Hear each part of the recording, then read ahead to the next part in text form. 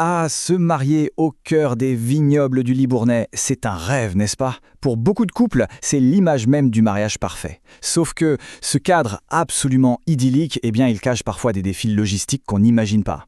Alors on va voir ensemble comment faire de cette vision une réalité parfaite et surtout sans le moindre stress. Peut-être que le choix s'est porté sur Fronsac ou Pomerol, des noms qui font rêver avec leurs châteaux, leurs vignes à perte de vue. Si c'est le décor envisagé pour le grand jour, alors ce qui suit est vraiment essentiel. Parce qu'un cadre aussi exceptionnel, ça demande une organisation qui doit être à la hauteur. Oui, un mariage dans un domaine viticole, c'est magique. On est tous d'accord là-dessus. Mais il faut être honnête, derrière le rêve, il y a des défis bien réels, bien concrets. Et vous savez quoi? La toute première étape pour une journée réussie, c'est justement de bien comprendre ces enjeux. Alors, avant même de parler de solutions, posons-nous et identifions clairement le problème. Concrètement, c'est quoi la réalité logistique d'un lieu qui, à la base, n'a pas été pensé pour accueillir une grande réception? Voilà, on y est, le cœur du sujet. Imaginez un peu, un château viticole, magnifique, mais souvent sans cuisine professionnelle digne de ce nom. Les accès, des petits chemins étroits, pas du tout prévus pour des camions. Et par-dessus tout, il y a cette exigence esthétique. Tout doit être parfait, le service doit être discret, presque invisible. En un mot, ça demande une logistique complètement autonome. Et ça, ce n'est pas juste de la théorie, c'est du vécu. Il faut s'imaginer devoir installer une cuisine complète dans un chai historique, un lieu chargé d'histoire, parfois sans même un point d'eau direct.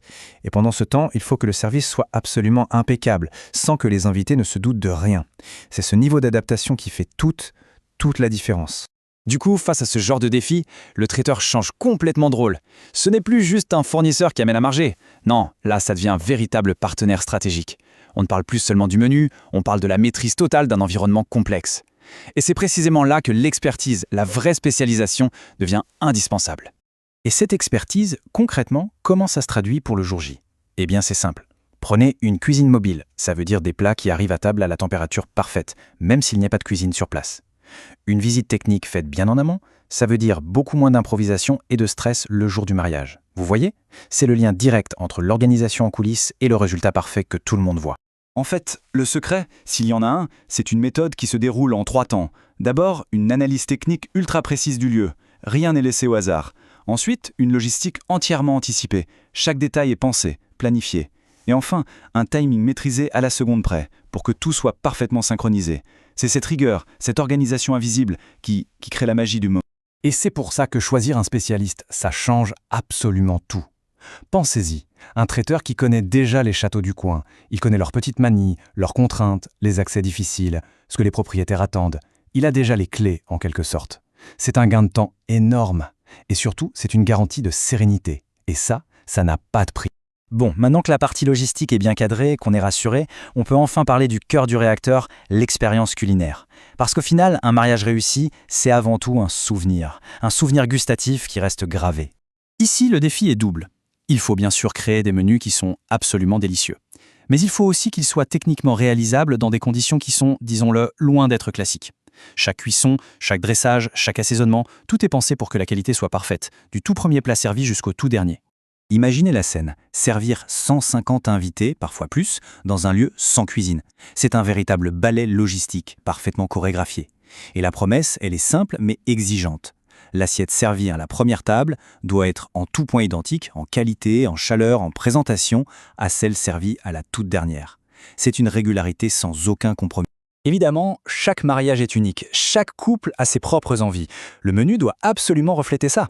L'approche, c'est donc de personnaliser, d'adapter chaque proposition, mais tout en gardant un cadre très clair, un cadre qui garantit que la qualité et la fluidité du service ne seront jamais sacrifiées. On pourrait appeler ça du sur-mesure intelligent, le meilleur des deux mondes, en somme. Et tout ce travail en coulisses, les invités, eux, ne le voient pas. Par contre, ils en ressentent tous les bienfaits. C'est quoi concrètement? C'est un vin d'honneur où tout est fluide, où les verres ne sont jamais vides. C'est un dîner où il n'y a pas ces attentes interminables entre les plats. C'est le dessert qui arrive au moment parfait, juste après le discours. C'est ça, une organisation maîtrisée qui se transforme en une expérience inoubliable pour tout le monde. Et on en arrive au but ultime de toute cette préparation.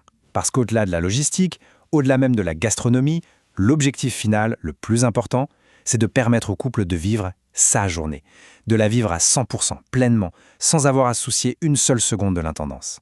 C'est vraiment le principe qui guide absolument tout. La meilleure organisation, c'est celle qu'on ne remarque pas, celle qui s'efface complètement. Elle devient invisible, pour laisser toute la place à l'émotion, au rire, au moment partagé. La vraie réussite, elle est là. Alors voilà, si cette vision d'un mariage qui soit à la fois spectaculaire dans son cadre et complètement serein dans son déroulement, si ça résonne avec le projet qui est le vôtre, eh bien l'étape suivante est toute simple. C'est juste le début d'une conversation. Parce que chaque mariage d'exception, ça commence toujours par une discussion. Pour finir, on pourrait se poser la question, la clé d'un mariage de rêve dans les vignes ne serait-ce pas tout simplement de trouver le partenaire capable de rendre l'impossible invisible ?